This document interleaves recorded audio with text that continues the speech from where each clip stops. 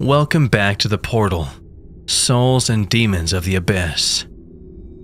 Today's story is a sequel of a story called Fulfillment, written by Leah of Alexandria. If you haven't heard it before, check the description and watch that. Listened already? My, you're busy, aren't you? I suppose it's time to sit back, grip your seats, and enjoy. Hi, it's me, Otto. It's your friendly neighborhood serial killer, is what I would say if I was a complete cliché machine. Although I did just start with that, so I can't take it back now. My mini manifesto, my story of fulfillment, that I dropped across several sites on the internet was very well received. If you're new here, let me do a short recap. My name is Otto. I'm a 40-something-year-old man living an ordinary life, working as a gas station/grocery store clerk. And I'm a serial killer. I explain in my first writings as to why I do what I do. Looking back at it, it came off as overly simple, but there really isn't too much more to it. Killing fulfills me in a way that nothing else can. Consider this follow-up a chance for me to bring you all up to speed on what I've been up to. If this gets enough attention, well, this might just be a little series for me. I truly appreciate the fascination that you all have. It's not always easy to do what I do. This makes it a little more sweet. Actually, at this moment I have one of my random victims in the kill room. I have gotten a bit more dramatic over the last few kills, going so far as to pull off an elaborate heist from the pharmacy at my grocery store. I don't need to say what drugs I grabbed. You can probably Google anything that makes you groggy to comatose, and I'm sure I have it. Anyway, random victim down there should still be out for another 15 or so minutes. Perfect amount of time for blogging about the last few months of a serial killer's life. It's been about 3 months since I explained my need to kill, my need for fulfillment. Hopefully some of you have found that amazing satisfaction. I have to reiterate that, unlike most well-known serial killers, I do not want to be caught. Yes, I do love the attention. But I'm not unintentionally or subconsciously trying to get caught for my horrendous crimes. I have made mistakes. Mistakes that could have potentially ruined my life. Without going too much into detail, I will tell you that I traveled out of the state I live in for a kill. It was a Facebook market post.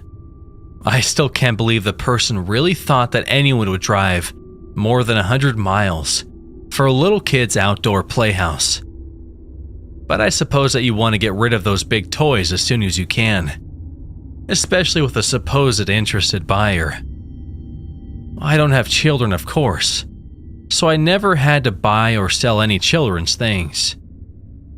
Yes, if you're putting two and two together, I killed someone with kids. I told you I have no steadfast rules except to not fit any patterns.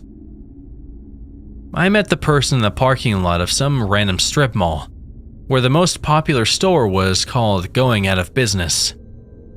When the mark came out of their vehicle, I simply plunged a knife right into their belly button. I was a little brazen with this one. I really didn't think about this all the way through. The point is, I do make mistakes, but surely not intentionally so I can do double or triple life in prison.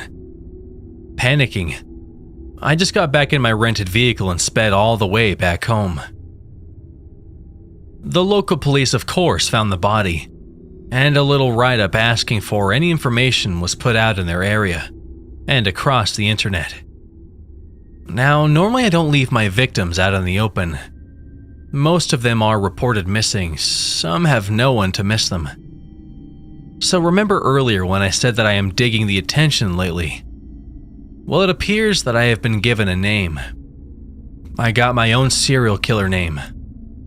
They call me the Midwest Ghost Killer. Kind of lame, actually, but I'll take what I can.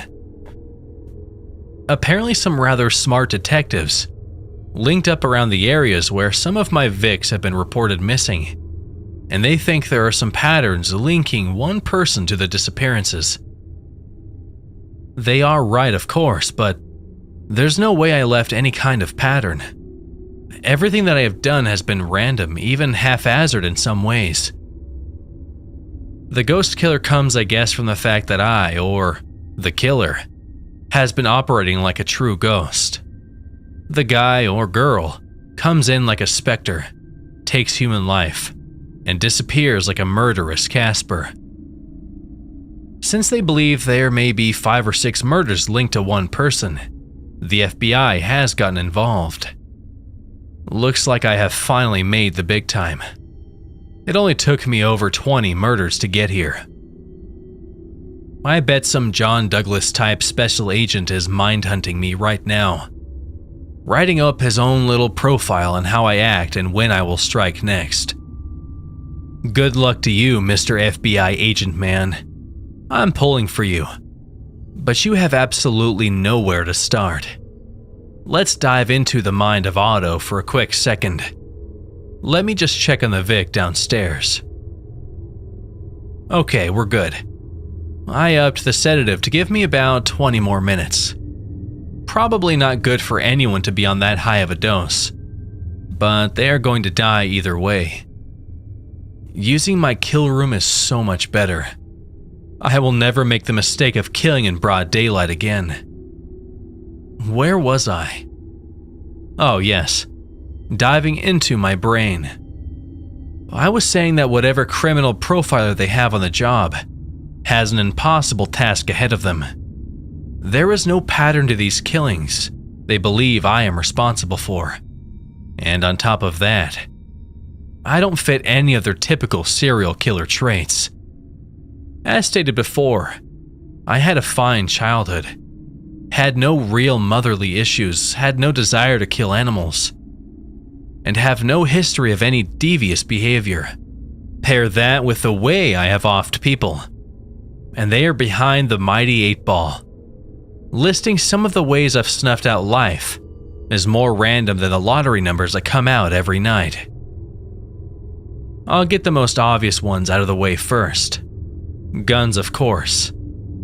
I found that this just isn't satisfying to me, and I'm not the gun type anyway. It's too loud as well, even in the basement. Next, knives. Now we are talking. Nothing more intimate than sliding a piece of metal into someone's neck or heart or anywhere really. Using some type of rope to choke out the victim is fine, but it's more work than you may believe. It's not like the movies where it looks like after 2 seconds the person passes out. Plus, I'm not in great shape, so I can't risk this one as much. Blunt force I've used a time or two. I am a big baseball fan, and I'll just put it like that. I'll spare you the rest and sum it all up. There is no pattern here. The FBI doesn't have a BTK-like model to follow, where every single victim was clearly linked to one killer. Sorry this post is so short, but I have work to do. My fulfillment has dipped to unacceptable levels. Worry not, dear reader. It'll be fixed in no time at all. So where do we go from here? Maybe detail the next kill, from inception to completion. Maybe I really should do that I'm a serial killer AMA on Reddit.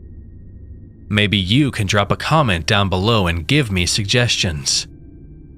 Wherever you come across this, I'll be dropping these on several blog and social media sites. I've gotten a little more savvy about the internet since my first post.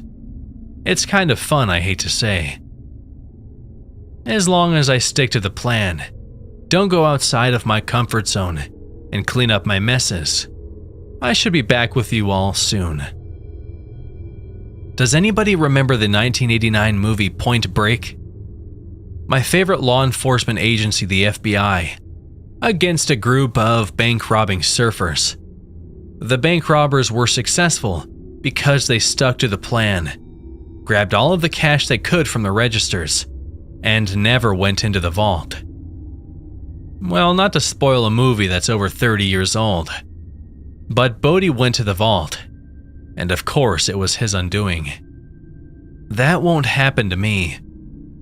I've said 100 times in this post alone, I will not develop a pattern. I will stick to the plans in my head and be methodical.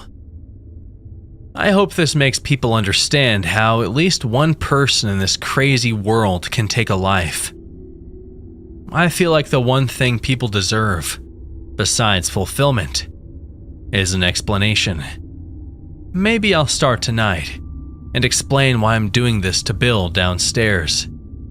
His name's not Bill. I don't know what it is, honestly. But Bill is going to be made aware why he is meeting this awful, awful fate. Thank you in advance for giving me purpose. And I'll see you all in the promised land. Until next time, your favorite killer, Otto.